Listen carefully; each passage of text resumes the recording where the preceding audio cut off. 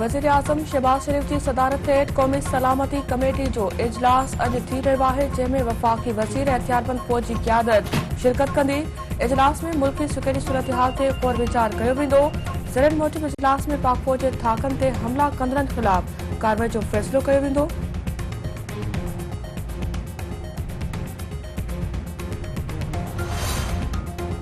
नवंबर के विगोड़न में मुलविस जवाबदारन खिलाफ आर्मी और ऑफिसर्स सेक्रेटरीट एक्ट तहत कार्रवाई करण जो फैसलो।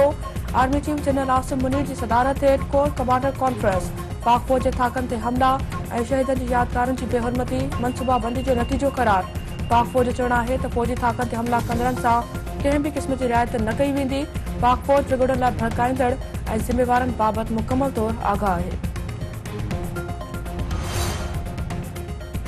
पाकिस्तान में गैर कानूनी तरीके से बरतानिया मुंतकिल कल रकम के पाकिस्तान आणण लाइ डील थी। रकम सुप्रीम कोर्ट में जमा थियल बदिरां अलकादर ट्रस्ट में जमा थी। चीफ जस्टिस के अलकादर ट्रस्ट करप्शन बाबत खबर हुई। छा जज भी कॾहिं के जवाबदार के भलीकार कयो आहे? पार्लियामेंट का मुतालबो कंदसि त उमर अता बंदियाल खिलाफ रेफरेंस दाख़िल कयो वञे। फौज के सोचणो पवंदो त जेकॾहिं मिल्कियतुनि ते हमलनि में मुलविस जवाबदारनि खे छॾियो वियो त अॻिते हली अञा वधीक नुक़सान थींदो। वफ़ाक़ी वज़ीर ख़ुर्शीद शाह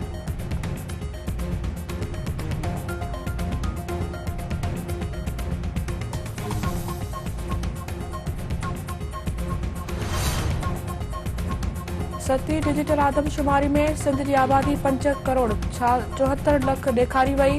कराची डिवीजन की आबादी 1 करोड़ 99 लख का वधी वई। हैदराबाद डिवीजन की आबादी 1 करोड़ 22 लख और लाड़कानी डिवीजन की आबादी 81 लख 24 हज़ार का वधी वई। सखर डिवीजन की आबादी 66 लख 76 हज़ार ताईं पहुची वई। मीरपुर ख़ास डिवीजन की आबादी 51 लख 24 हज़ार का वधीक और शहीद बनसीराबाद डिवीजन की गणप 62 लख ताईं पहुची वई। आदमशुमारी खातो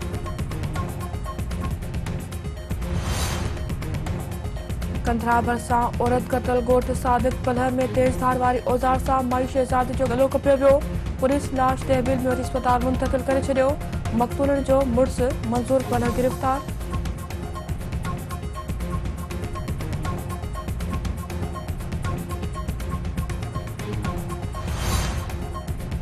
बहराम वेझो गोलो वाहवट नौजवान जो गोलियों ऐं कुहाड़ी लॻल लाश। पुलिस लाश अस्पताल मुंतकिल करे छॾियो।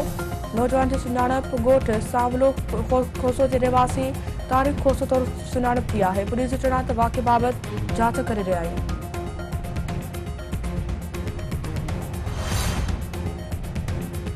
दादू वेझो काचे की रहवासी 9 सालन की बाड़ीअ की जबरदस्ती शादी वारे मामले जो ड्रॉप सीन। पुलिस बाड़ी के नाने अली ब्रह्माणी के घरां हथ करे वरितो। बाड़ी वकीला जो चवण हो त वारिस सां गॾु नथी रहण चाहे, नानीअ सां गॾु रहण थी चाहे। एसएसपी दादू जो चवण है तो बाड़ी की शादी न थी है। संदसि वारिद एहतजाज दौरान गलत बयानी कई। बाड़ी की अदालत में पेश कयो वेंदो। अदालत जेको हुकुम ॾिनो उन ते अमल कयो वेंदो।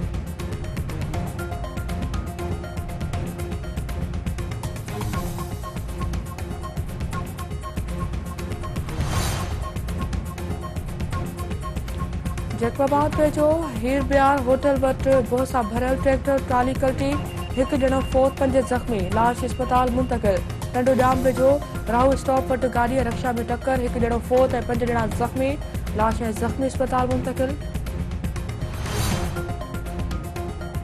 मीरपुर बटोरो वेझो ॻोठ आचर बिरोही में हथियारबंद ॻोठाणे के ॿधी रक्षा काहे फरार थी विया। भाॻीन ॻोठाणनि 1 फोरो के सोघो करे रक्षा हथ करे वरिती। ॻोठाणनि सोघो कयल फोरो के पुलिस हवाले करे छॾियो। 2 फोरू फरार थी वञण में कामयाब।